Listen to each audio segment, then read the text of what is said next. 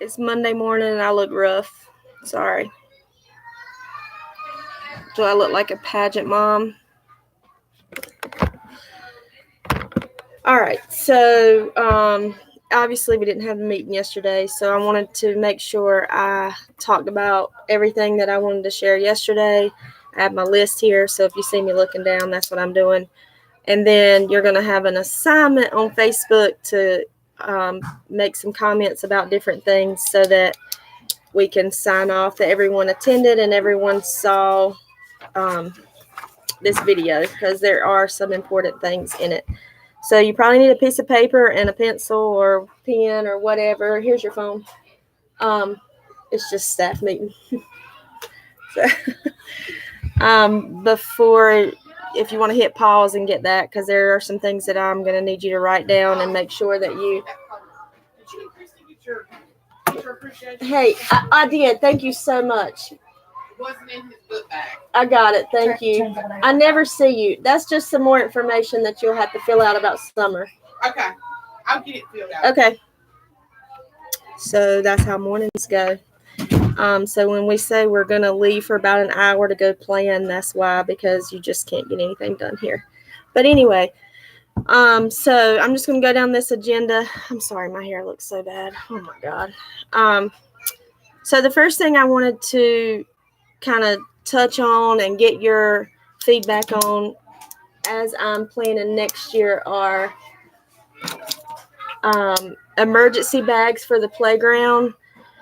So right now those aren't really put together too well. I mean, I see people running in to get Band-Aids and all kinds of things. So I want you to be thinking about that. That's going to be an assignment on Facebook that you're going to go in and comment like what you think is needed in those bags. Obviously, Band-Aids, tissue, wipes. But if there's anything else that we need to think about putting in those, because you're the ones that are out there every day and know what's needed most. So after you watch this video and think about it, just make sure you go on the Facebook page under the post I'm going to make. It hasn't been made yet, and comment about the playground bags. Because in an emergency, I mean, if we were to really use those are what we're supposed to grab when we go to fire drills, playground, anything. So if it really were an emergency and you had to grab that bag, what are some things that you would need to be in it if you couldn't get back in the building for some time? The next thing, this is in no type of order, so it's going to sound like I'm bouncing all around, but I just listed things on here as I thought about them.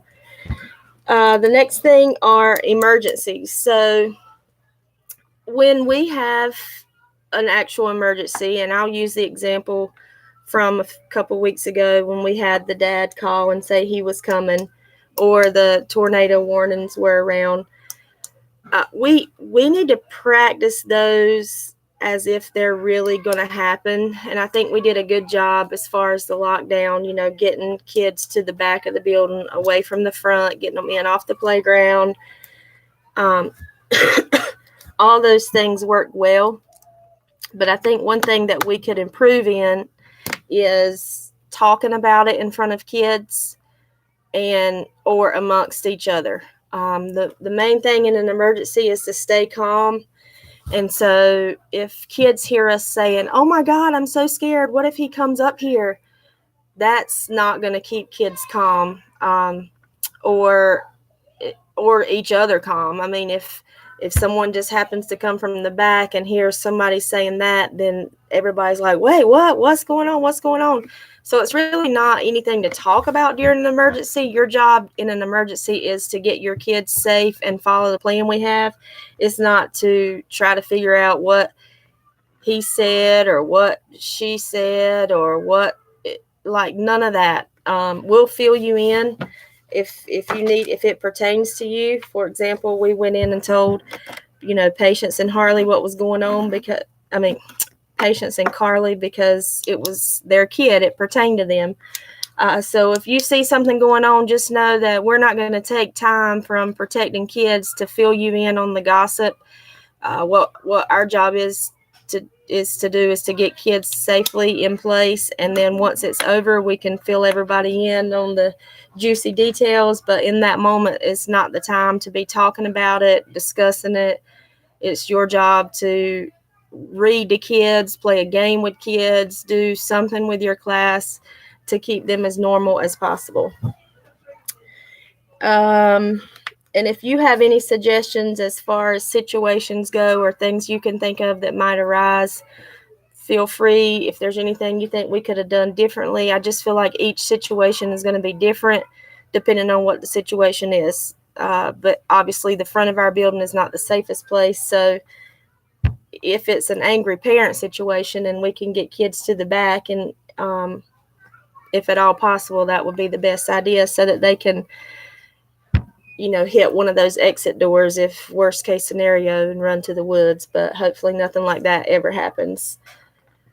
The next thing was our playground schedules. I'm working on getting another playground for infants and toddlers at the back of the building, which is going to free up one side for 2-year-olds to be by themselves. Just a few things about the playground though. One, I know it's getting nice outside and everybody would rather be outside than inside, and I'm all for that. I think kids need to learn how to play.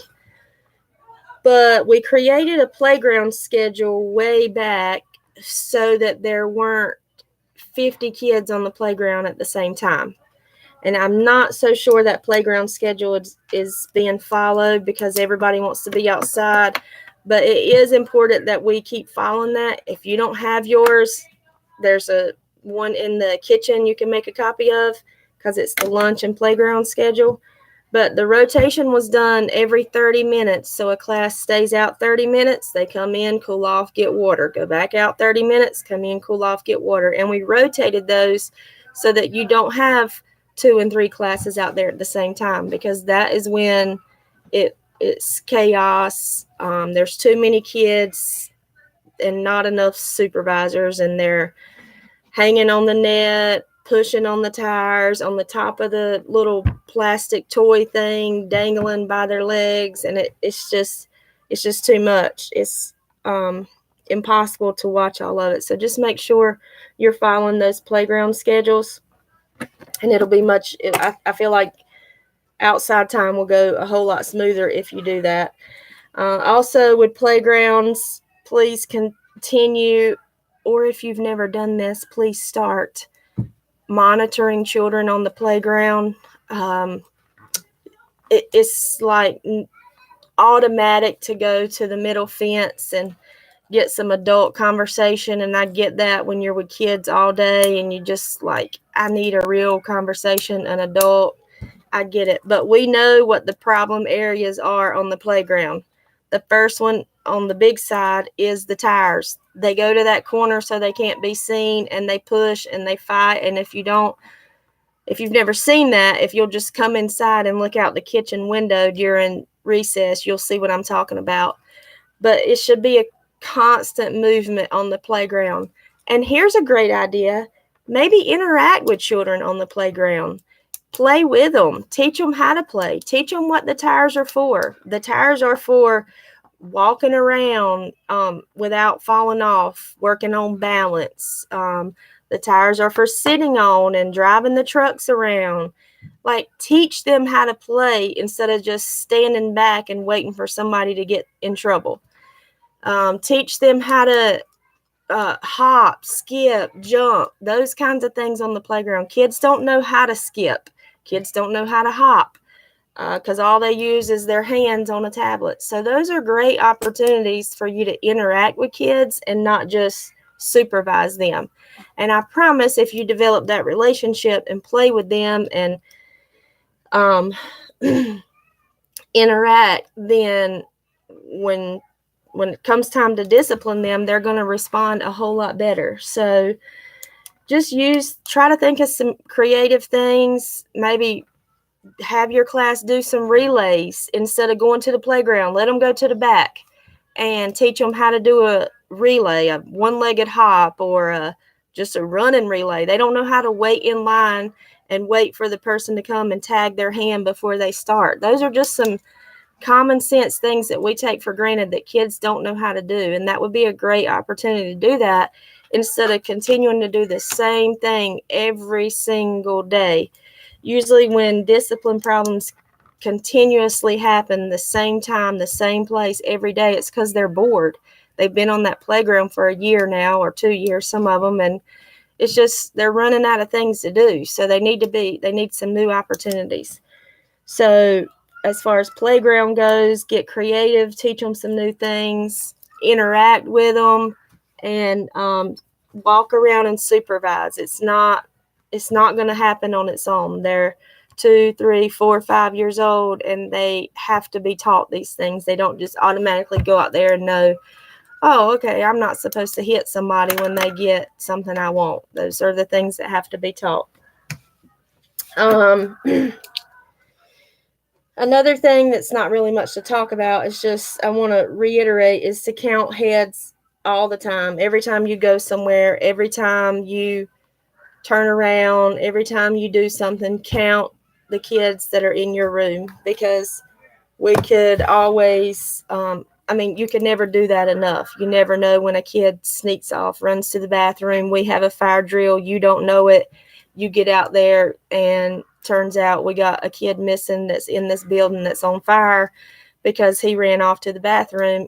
And granted, he wasn't supposed to because he didn't ask you, but kids will be kids, and that's what happens. So just get in the habit of counting heads all the time and knowing how many kids you're supposed to have, knowing where they are all the time.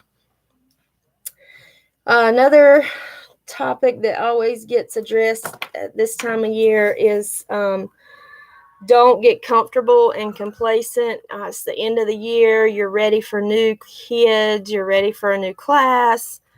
But we got to finish this year strong. One reason, I know I get picked on a lot for constantly changing things around and rearranging, but the reason I do that is because when I get in a little rut or bored or I just need some refreshing, I move things around and it just rejuvenates me and makes me like, okay, it gives me some energy, makes me feel like things are new. So find whatever works for you, but don't get complacent. Don't just get into a habit of hollering and yelling and going through the motions all day, every day, like an old marriage. Obviously, if you're married, you have to do things to keep it fresh and new every day. So the same as a teacher. I know some of these students wear on your nerves. I get it. You're probably thinking that's easy for me to say on this end, but you're not in class with them all day, Christy. No, I get it. I've been there. And if you get to the point where you're completely overwhelmed and you just can't, you don't even know what to say or what to do, ask somebody for help. Ask somebody to come in for a minute so you can take a breather. But as a professional, it's your responsibility, too, to figure out things that work. I'm going to use the example, and I'm not picking on any teachers or saying anybody did anything wrong, but because I think they have handled him very well. But I'm talking about a initials PL in the pre-K room and the thought of having another year. So Hannah, Harley, I'm not at all saying you've done anything wrong. That's just the first thing that came to my mind. He has trouble listening. So Hannah and Harley will have to research and figure out different techniques or things that work for him, behavior modifications, behavior interventions, things that work for him, that things that work for others might not work for him. So as the teacher in that room, they're going to have to do that on their own, figure out what works, look up things, watch videos, read, find things that work for him. And they have not complained to me at all this year, but I'm about to use the word instead, and they haven't done that. But rather than complaining, oh my gosh, I got him another year, he gets under my skin, I can't stand. Instead of doing that, find ways to fix it. So that's just your responsibility as a teacher, as a professional, is to figure out what works for different kids. And there's a playlist called Professional Development on this channel. And when this meeting I'm doing is over, there are 2 videos that I want you to watch, and that's going to be another Facebook assignment. And it's how to get kids to listen without yelling. I think we do too much yelling here, and I think it comes out of frustration because it's the same kids over and over and over, and you get tired of saying the same thing over and over. So yelling is coming from a frustration state of mind. So those videos might give you some good tips to use in your classroom to kind of prevent that and get better at that. And I'm talking to everybody here. I've moved on from just the pre-K class. So Hannah and Harley, I'm not talking about you, I'm talking about everybody. I think there are way more effective ways to handle discipline than yelling. And we have to remember also they are 2, 3, 4 years old. I'm going to use this as an example. The whole playground situation that, where I've said supervise on the playground and walk around and that kind of thing. I've said that about 78 times this year, and it's still not happening, and y'all are adults. So I don't go out there and holler at you. I just keep giving you examples and showing you what can happen if you don't supervise. And then sometimes we tell 2, 3, and 4-year-olds to clean up blocks twice, and then we start yelling. So as an adult, if I can't even get adults to listen after that many times, just think in your mind like you're working with much younger audience. So yelling is just pointless. And sometimes they might not even know what you mean. So, for example, when I say supervise on the playground, I should have gone out there and show you what I mean. Like walk around, interact with kids. So when you tell kids to clean up, they might not know what that means. So you may have to show them. And all of these things I want us to get really good at before August, so that when you start the year out with your new kids, you really set expectations and you train them how you want them, because I think that's going to help too when you set clear expectations that make sense to them and you follow through. I mean, if you say, and the consequence has to match the behavior. So if you say, if you spill your milk one more time, you're going to hold the fence the whole recess, that doesn't match the behavior. Because that don't even, I could spill something 4 times, that being punished for an accident. I mean, if you're playing, it's one thing, but it may be more something like, if you spill your milk again, you're going to have to clean it up, because, we run and get a rag because we don't want it to get everywhere, but teach them how to clean it up. And then eventually they're going to get tired of doing that, and they're going to be a little bit more careful. So just, you're going to have to think ahead instead of doing it on the spot. You and your teacher are going to have to sit down, think about behaviors you see in your classroom regularly that annoy you or that you want to change, and think of consequences that are going to go with that. And it needs to be the same all the time. So every time somebody doesn't clean up like they're supposed to, then Dory and Annie are going to have the same consequence in that classroom. So a kid doesn't play you against each other like parents. Oh, I better clean up this time because Dory told me to, but now I don't have to because Annie said it. And I'm just, again, using examples. So these are things that I can't do for you, that if you want to have a successful year, you're going to have to sit down with the teacher that you're going to be with and talk about what the behaviors are that you see, what the consequences should be, and you have to follow through. It can't be, that's where the yelling comes in when you get frustrated. And right now, this time of year, they're probably not going to believe you when you say, if you don't clean up, you're going to hold the fence for 3 minutes. they know because we've gone through the whole year, and like they don't believe what you're going to say because you haven't followed through all year. So, well, I mean, you know what I'm saying, not consistently.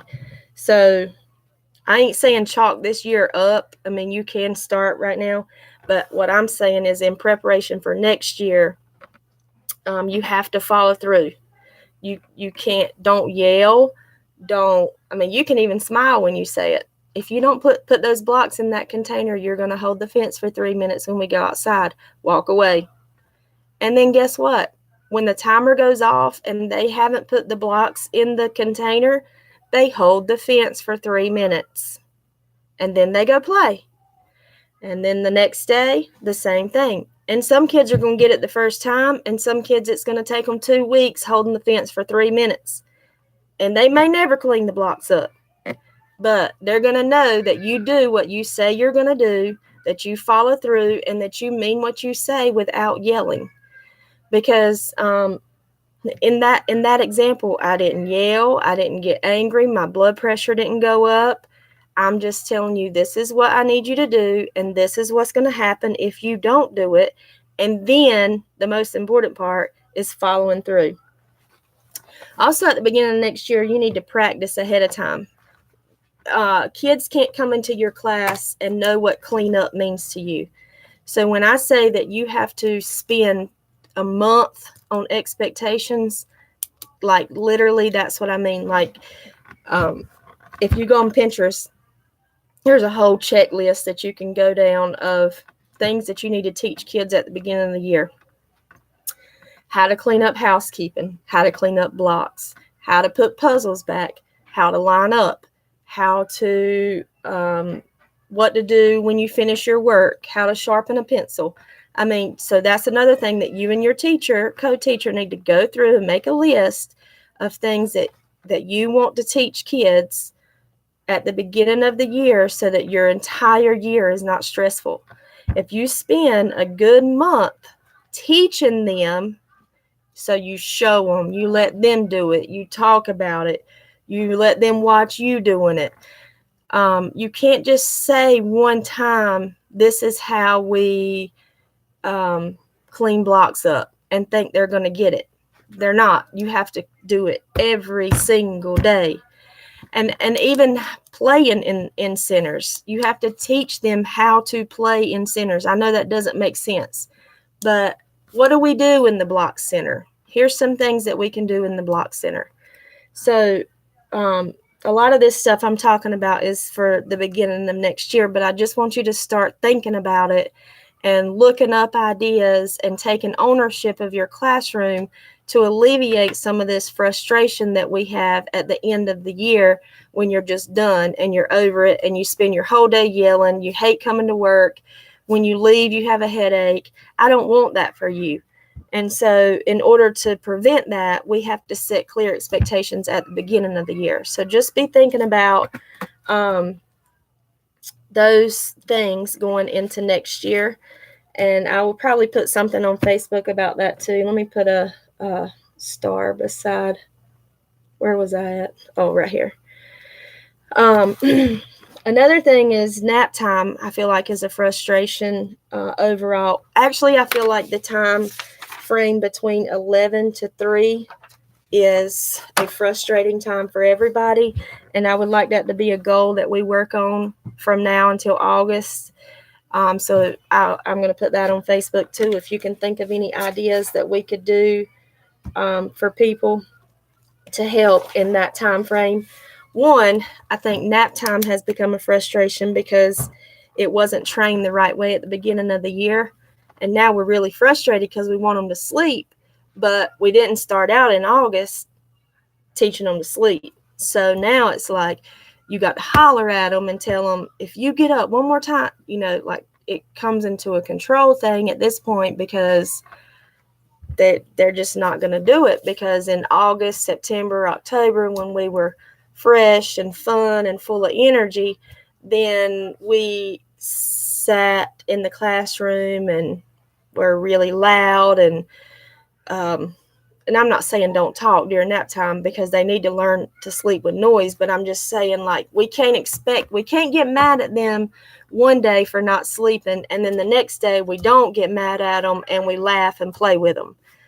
That's another thing about expectations. You just have to be consistent. So if you don't care if your kids sleep, then leave the lights on, have a party during nap time, cut up, watch movies on your computer, whatever.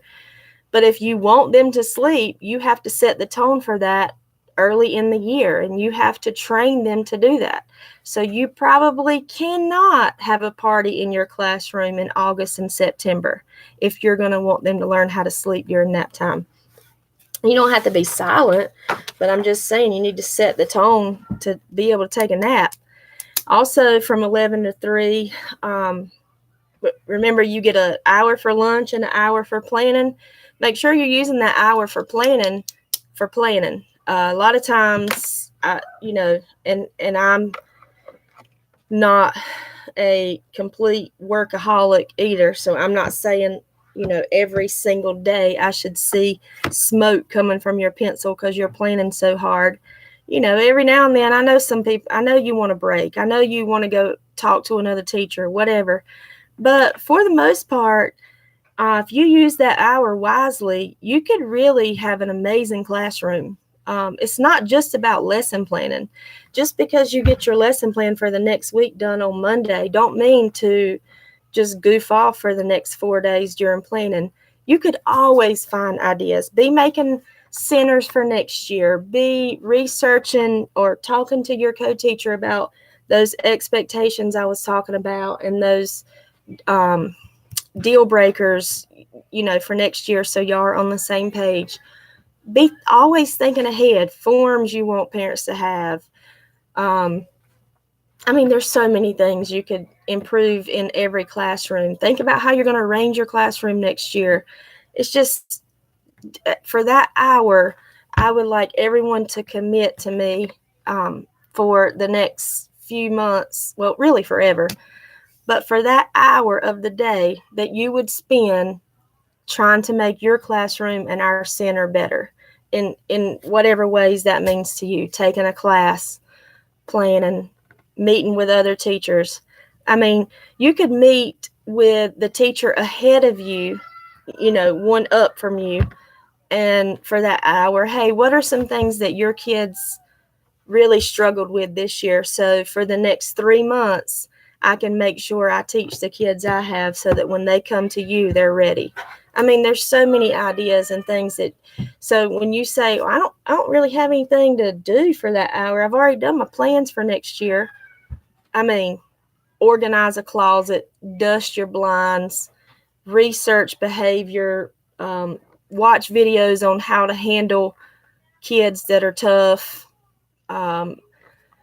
look up ideas for our playground. I could go on and on and on. So please use that hour wisely and not just, watching movies or Facebook or whatever, playing Candy Crush. That's,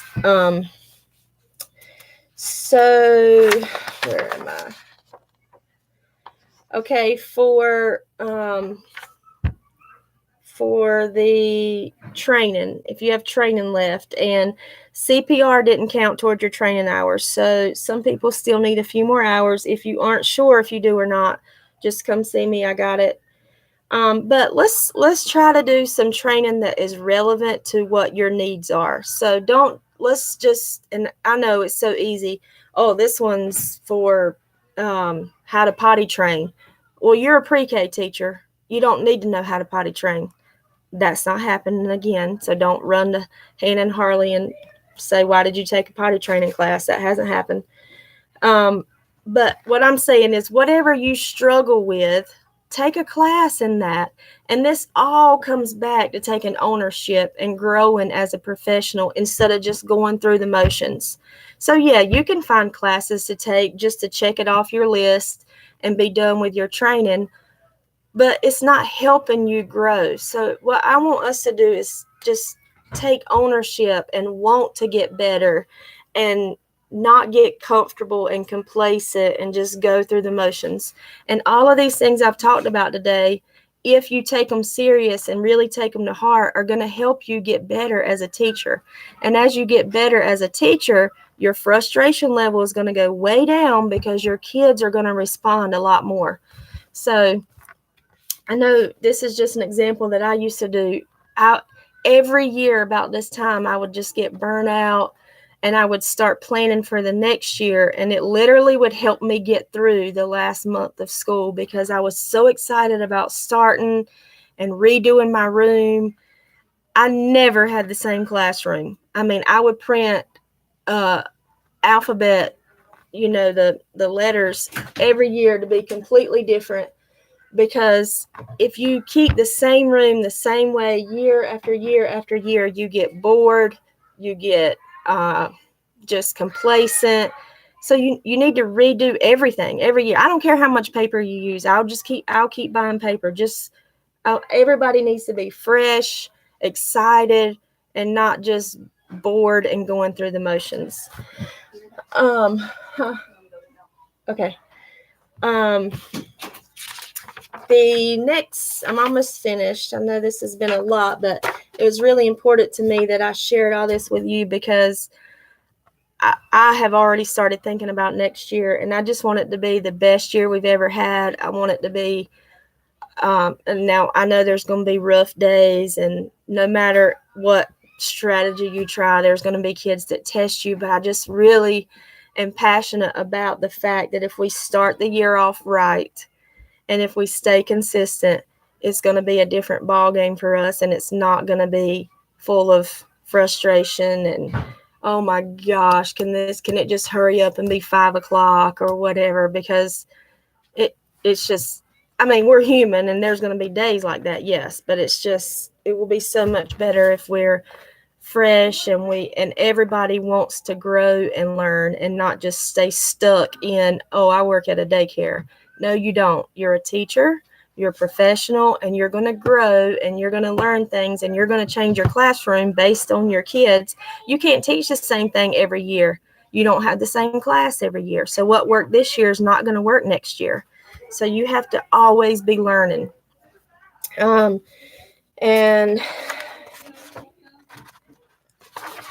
there is a paper I'm going to bring around to you. In planning for next year, we're going to redo our supply list because I think we asked for a lot of things that are not needed. We have about 2,000 pencils in this building and 800 glue sticks. So there's no need to keep putting those on supply lists. So this paper I'm going to bring around to you, it's kind of lets you take inventory of what you already have and what you need. So, you're going to go through and kind of record what you already have in your classroom. And so if you have 50 dry erase markers, obviously that's not going to be something you're going to put on your list for next year. And then going through thinking about things that you needed this year that you didn't have, and you'll put that at the bottom, and it's going to help us create supply lists that are actually relevant and that we need instead of just putting stuff down. I've seen a lot of laminating sheets being used this year, so that may be something you want on your supply list. Obviously Kleenex is always one, and wipes, but I'll bring this piece of paper around and you can go through that. Be thinking about what you want to do next year as far as binders go. We've been using the app this year, and I think that's going really well. So you may not want your kids to have a binder. I always feel like in pre-K it's good to have a binder because it's what they're going to have in kindergarten, and it's really good for homework and reading logs and all that stuff. But if you don't want your kids to bring a book bag every day in the 2-year-old room or 3-year-old room, then those are things you have to decide before the end of the year. Hey. I have some money for you. Oh, is it for? This is for the teacher. All right. This is for pizza. Harley gets that. She just don't know about this. Okay. All right. Thanks. So what was that? Oh, yeah. Those are things you need to sit down with your co-teacher and talk about. We cannot wait until August to decide those things. If you don't want to bring a book bag, you just need a change of clothes, then those are things we're going to put in your letter. So all of these things you can be talking about or need to be talking about right now so we can figure it out. And the last thing is graduation is this Thursday. And I think Diana already came around and kind of everybody has some jobs. Need you to be there at least by 6:30. That's what time kids are going to get there. So if you can be there at 6:15, great. But 6:30, I know if you're closing, you're obviously going to be a few minutes, after that. It's okay. The jobs are so that we aren't stuck up there until midnight cleaning up. So if you have the job of cleaning up the food table or chairs or whatever, I'll tell everybody when it's time to start their jobs, because I don't want us to start cleaning up as parents are, eating a piece of cake. But I do want them to get to enjoy this time together, this last time they have together in graduation. But, I'm not going to let it linger on until 9 o'clock and we start cleaning either. So I'll just give everybody the cue for that. And everybody just stay positive, smile, hang in there together for the end of the year. And we got a gathering this weekend that should rejuvenate us. I see parents peeking in my door, and give us a little boost we need to finish out the school year. Make sure you go on and watch the 2 videos that are on the professional development playlist, and then go to Facebook and respond to those posts as a follow-up to this. Once I see your comments and that you have posted, then you can come and sign the staff meeting sheet saying you were there and that you've heard this video. If you have any suggestions, let me know. If you can think of anything for next year, let me know. I have been brainstorming. I have a lot of things, exciting things new for next year that I think will just make our lives a lot easier as far as just day-to-day routines we have. So let me know if you have any suggestions. Also, me and Diana will be meeting with each classroom sometime in the next month. We're going to take you to lunch and meet with you outside of here so that we can really, have a discussion on your thoughts about this year, your thoughts about next year, some things we can do to make it better. Remember, this is about getting better every year. This isn't about just staying the same. So just be thinking of some of that too. We're going to come around with a calendar, and we got vacations for everybody coming up. So it's a time when you're tired, but we got to work together to make it work through the end of the year. Emily will be here. So if you can think of anything, come see me. Always tell me. If not, watch those 2 videos and then head to Facebook.